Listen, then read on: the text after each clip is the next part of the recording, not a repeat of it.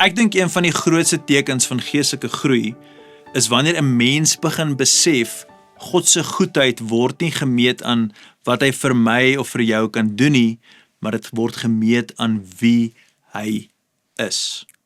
Geliefde, dis maklik om God te prys wanneer alles vir ons uitwerk, wanneer ons voel die deure waarvoor ons bid om oop te gaan oop, wanneer ons gebede eintlik maar net beantwoord word, wanneer 'n wonderwerk gebeur, nê, dan is dit besonder maklik om lief te wees vir God, nê, in daai oomblik. Wanneer dinge uitwerk, nê, maar wat van wanneer jy nog in daai seisoene of in daai situasies waar jy wag? Wat van wanneer jy vra, maar die antwoorde kom nie, jy verstaan nie regtig die situasie nie. Nog meer, jou situasie het nog nie verander nie. Dis waar geloof vir ons werklik dieper raak. En dis wat ek so mooi vind van Psalm 63. Vroeër in die week het ons reeds al gepraat oor hierdie Psalm. Maar Dawid skryf nie net hierdie Psalm vanuit gemak en sukses nie. Hy's in 'n woestyn, hy's in 'n moeilike seisoen, hy's in 'n onsekere seisoen en tog sê hy: U, o God, is my God, na U smag ek. Kan julle hoor wat gebeur hierso, né? Kan julle dit hoor? Dawid soek nie net 'n uitkoms nie, hy soek vir God. Dis die verskil tussen 'n oppervlakkige geloof en 'n volwasse geloof. Oppervlakkige geloof sê God, ek gee vir my wat ek nodig het, wat ek soek. Nee, kom doen vir my iets. Maar dieper geloof sê God, U is die een wie ek die nodigste het. Here, ek het U nodig. Geliefde, daai is kragtig. Daai is 'n dieper geloof. Baie keer dink ons as hierdie probleem net weggaan, as hierdie ding sal gebeur, nee, dan sal ek vrede hê.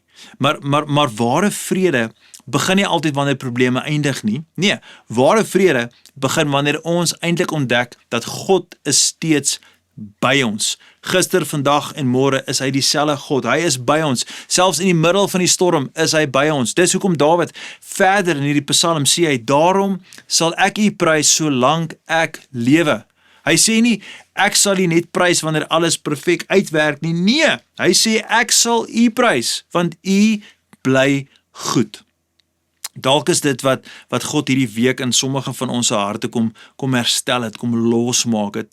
Nie net al die antwoorde nie, die dinge waar ons wonder nie, maar hy het by ons kom vertroue herstel. Hy gee nie vir ons noodwendig perfekte begrip nie, maar hy gee vir ons, die uitnodiging is 'n dieper verhouding met hom. En geliefdes, miskien is dit uiteindelik die vraag wat ek aan julle wil stel.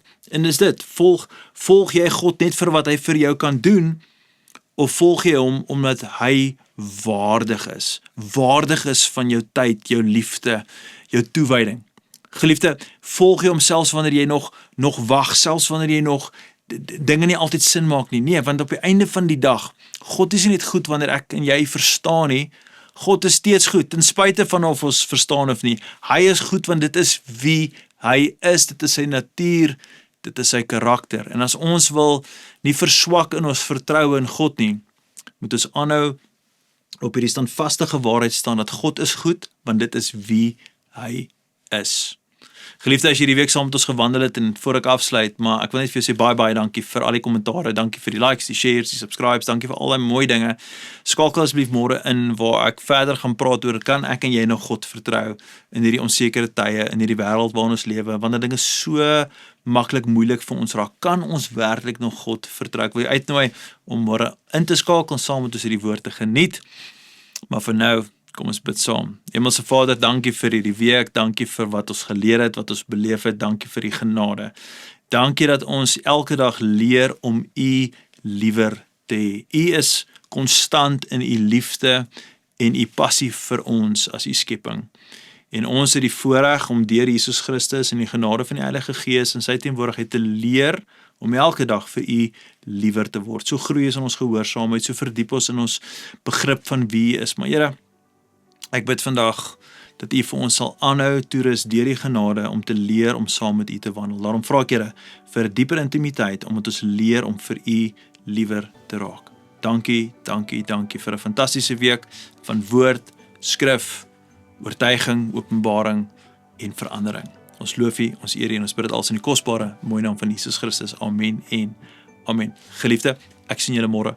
Gaan in vrede. Totsiens.